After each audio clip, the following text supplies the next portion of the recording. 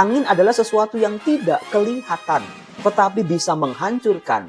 Inilah 3 jenis bahaya yang harus kita waspadai dalam kehidupan kita. Salam damai sejahtera saudara-saudaraku yang terkasih, pencinta firman Tuhan. Berjumpa kembali dengan Bible Learning with Father Joseph, edisi masa Advent, latihan rohani hari yang keempat. Bagi Anda yang baru saja bergabung, kok tiba-tiba sudah hari keempat Romo? Hari pertama, 2, 3-nya mana? Silakan Anda buka-buka video saya sejak hari Senin, tanggal 28 November. Karena sejak hari itu, dalam setiap video saya memberikan latihan-latihan untuk kita lakukan bersama-sama. Latihan rohani yang secara konsisten mau kita perjuangkan di masa Advent, masa penantian ini sampai nanti di hari Natal. Anda masih ingat nggak latihan hari pertama apa?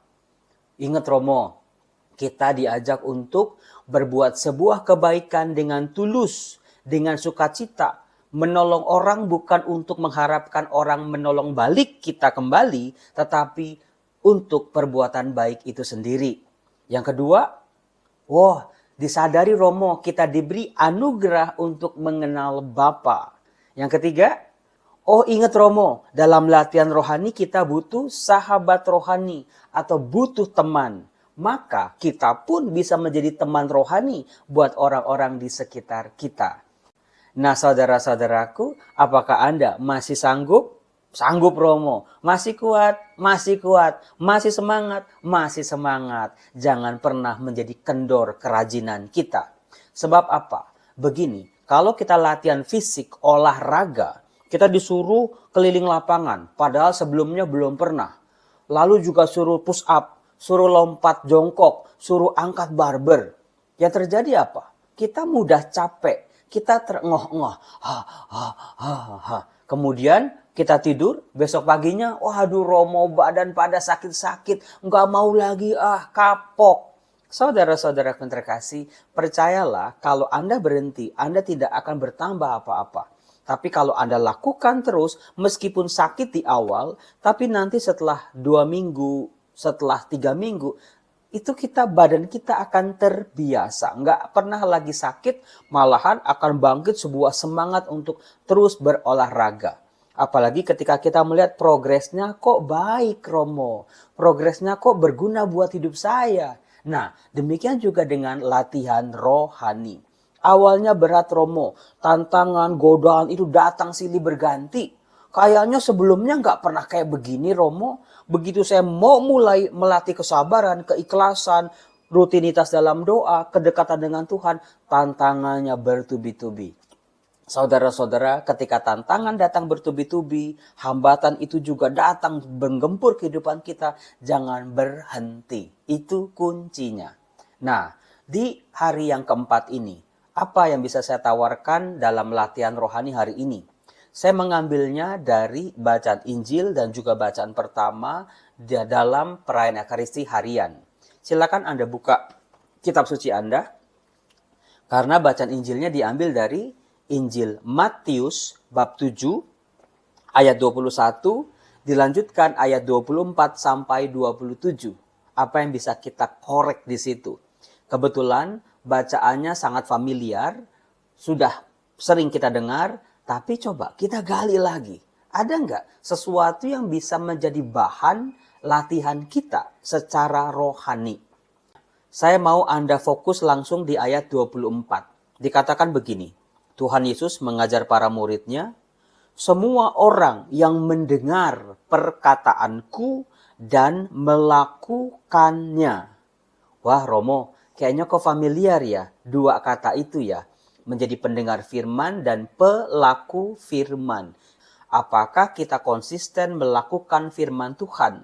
Bukan cuma mendengar ataupun bukan cuma membaca, tetapi mencoba berjuang melakukannya. Ia sama dengan orang bijaksana yang membangun rumahnya di atas batu. Oh gampang Romo bayanginnya. Berarti Tuhan Yesus mengajarkan kita untuk dalam hidup ini sebagai pengikut Kristus, sebagai manusia, kita semua harus memiliki dasar yang kuat. Dalam hidup fondasinya harus kuat. Dalam hidup fondasinya itu harus tepat. Jangan sampai kita salah pasang fondasi. Dikatakan, kemudian turunlah hujan dan datanglah banjir. Lalu angin melanda rumah itu. Nah, dalam ajarannya kali ini saudaraku, Tuhan Yesus memberikan sebuah peringatan terhadap ancaman-ancaman yang bisa datang dalam hidup kita. Yang pertama, hujan. Saudara-saudara, apakah Anda tahu yang namanya hujan di daerah Timur Tengah kuno itu tidak sesering kita yang tinggal di Indonesia? Hujan itu datangnya jarang sekali. Terhadap sesuatu yang jarang terjadi, maka orang seringkali tidak siap. Oh, nggak apa-apa deh tuh, nggak pernah hujan juga. Maka orang menjadi lengah. Hujan adalah cerminan bahaya yang datang tiba-tiba. Nah, yang kedua diungkap banjir. Banjir terjadi di daerah Timur Tengah kuno kalau hujannya turun berhari-hari.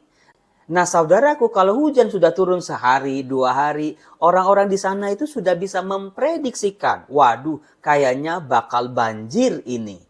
Jadi, kalau hujan adalah simbol bahaya yang datang secara tiba-tiba, sementara kalau banjir adalah bahaya yang datang bisa diprediksi. Jadi, Tuhan Yesus ini dalam ajarannya luar biasa. Sementara yang ketiga adalah angin.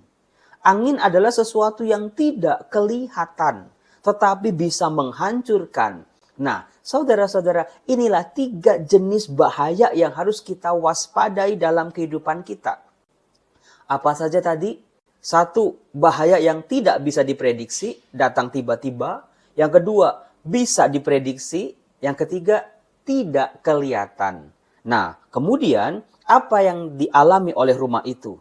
Tetapi rumah itu tidak roboh sebab dibangun di atas batu. Saudara-saudara, fondasi yang kuat, yang kokoh, yang tepat membuat kita mampu bertahan terhadap aneka macam tantangan yang datang dalam hidup kita. Keren bukan? Di ayat 26, tetapi setiap orang yang mendengar perkataanku dan tidak melakukannya. Jadi banyak sekali orang beriman, mereka mendengar firman Tuhan setiap hari, setiap saat. Tetapi ketika melakukannya, mereka berhenti. Ia sama dengan orang bodoh yang membangun rumahnya di atas pasir. Saudara-saudara terkasih, pasir adalah material yang mudah sekali ditemukan. Berbeda dengan batu, orang harus angkut-angkut dulu dari pegunungan. Sementara pasir banyak sekali. Nah, hati-hati dengan sesuatu yang gampang, yang enak, yang singkat, yang instan. Karena itu semua bisa menjadi jebakan buat kita di kemudian hari. Sementara orang yang membangun rumahnya di atas batu harus bersusah-susah dulu angkut-angkut batu. Butuh waktu yang lama, butuh keringat, butuh tenaga, butuh biaya bahkan. Nah, hati-hati dengan yang gampang. Kemudian turunlah hujan. Dan datanglah banjir, lalu angin melanda rumah itu. Lihat saudara-saudara, bahaya-bahayanya persis dialami oleh kedua rumah ini. Sama tantangannya, tetapi efeknya berbeda. Maka robohlah rumah itu dan hebatlah kerusakannya. Saudara-saudara yang terkasih, kalau Anda disuruh memilih, Anda mau membangun rumah di atas batu atau di atas pasir? Romo, ya pasti di atas batu lah Romo. Tapi susah-susah dikit mau Romo. Karena efeknya itu akan seumur hidup. Nah saudara-saudara, berbicara soal fondasi yang kuat. Seringkali kalau kita refleksikan dalam hidup kita, beruntunglah bagi setiap orang Kristiani yang sudah dibekali dengan dasar-dasar iman yang kuat. Misalnya, Romo saya lahir dari keluarga Kristiani. Syukuri betul-betul. Dari kecil sudah diajarin bagaimana cara berdoa, bagaimana cara baca kitab suci, bagaimana digiring dari kecil ke gereja, dibiasakan. Lalu juga dididik dalam sekolah-sekolah Katolik. Bersyukurlah. Karena masih banyak saudara-saudara kita di luar sana yang tidak seberuntung kita. Mereka mau dibaptis aja harus sembunyi-sembunyi. Ditentang oleh banyak pihak, bahkan diusir dan dimusuhi. Mereka pun harus mencari sendiri bagaimana nih cara baca firman Tuhan. Mereka berjuang sendiri bagaimana cara berdoa. Nggak ada yang ngajarin. Saudara-saudara, bersyukurlah kalau Anda sudah punya modal yang kuat dan kokoh sejak masa kecil. Nah, bukan berarti Anda yang sudah dewasa baru mengenal Kristus tidak bisa membangun dasar. Setelah Anda dibaptis, ibaratkan diri Anda seperti membangun rumah yang baru. Anda jadi tahu material apa yang bisa Anda gunakan sebagai dasar rumah Anda, dasar bangunan rohani Anda, mau pasir atau batu karang. Saudara-saudaraku, siapa yang dalam hidupnya merasa bebannya lagi berat, kayak membawa batu di pundak Romo, batunya gede, jalan capek, bergerak capek, dan juga lambat, nggak kayak orang-orang Romo. Saudara-saudara, justru jadikanlah batu-batu itu sebagai dasar bangunan rumah Anda. Dan juga kalau Anda merasa seringkali hidup Anda dijahatin oleh orang lain, diomongin yang enggak-enggak, difitnah, ditipu dan lain sebagainya, perbuatan-perbuatan jahat, Anda seperti dilempari batu dari kiri dan kanan. Saudara-saudara terkasih, tangkap batu itu, jadikan juga sebagai dasar kehidupan Anda. Itu luar biasanya. Nah, saudara-saudara, sebagai penutup saya mau memberikan satu ayat emas yang saya temukan hari ini. Yaitu, silakan Anda membuka surat Rasul Paulus kepada jemaat di Efesus bab 3 ayat 20. Efesus bab 3 ayat 20. Ayatnya sudah sangat terkenal, Anda dengarkan, coba Anda lakukan sepanjang hari ini. Di ayat 20 dikatakan, bagi dialah yang dapat melakukan jauh lebih banyak daripada yang kita doakan atau pikirkan. Seperti yang ternyata dari kuasa yang bekerja di dalam kita. Percayalah saudaraku, Dia, Bapa kita di surga, adalah pribadi yang mampu berbuat jauh lebih banyak daripada yang kita doakan ataupun bahkan yang kita pikirkan. Seringkali kita membatasi kuasa Tuhan yang tanpa batas ini. Kita meragukan kemahakuasaannya. Apa Tuhan bisa? Apa mungkin? Tetapi saudara-saudara, dari ayat emas ini kita percaya Tuhan yang kita pegang, Tuhan yang kita andalkan, kokoh kuat sebagai benteng kehidupan kita, sebagai dasar kehidupan kita, mampu melakukan jauh lebih banyak daripada yang kita doakan dan kita pikirkan. Marilah saudara-saudaraku, kita berdoa. Kita mohon kuasa rahmat Allah turun atas diri kita. Rahmat istimewa boleh mengalir. Buka dirimu, buka hatimu, tundukkan di hadapan Allah. Buang segala kesombongan-kesombonganmu, kekerasan hatimu. Biarlah rahmat ini boleh mengalir, menjadi fondasi yang kuat bagi kita. Dalam nama Bapa dan Putra dan Roh Kudus. Amin. Ya Bapa yang baik, Bapa penguasa waktu, kehidupan kami ada di tangan-Mu. Terima kasih ya Bapa untuk semua kasih-Mu yang telah Engkau nyatakan bagi kami anak-anak-Mu. Ya Bapa, izinkan kami di masa Advent ini untuk semakin percaya, semakin kokoh dalam beriman, karena kami mau menjadikan Engkau sebagai fondasi kehidupan kami, menjadi dasar yang kuat, sehingga kami mampu bertahan menghadapi aneka macam bahaya dan tantangan, hujan, banjir maupun badai. Biarlah kami tetap berpegang padamu.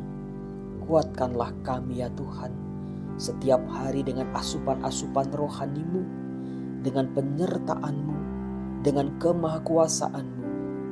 Bapa yang baik, tolonglah kami anak-anak-Mu yang sedang sakit, yang sedang terlilit hutang, yang sedang macet kehidupan ekonominya, yang terus-menerus mengalami kegagalan, yang mengharapkan pekerjaan yang layak. Ya Bapa, kami mohon, nyatakanlah kuasa-Mu dalam kehidupan kami. Kami akan bersyukur, kami akan memuji nama-Mu, ya Bapa yang maha baik. Terima kasih, karena Engkau Bapa yang mampu melakukan jauh lebih banyak daripada yang kami doakan atau pikirkan. Menjadi nyatalah kuasa-Mu dalam kehidupan anak-anak-Mu ini, dalam nama Bapa dan Putera dan Roh Kudus. Amin. Salam damai sejahtera saudaraku, Tuhan Yesus memberkati kehidupan kita. Jangan lupa video ini untuk di-like, di-komen, dan juga di-share. Bagi Anda yang belum subscribe, silakan di-subscribe. Salam.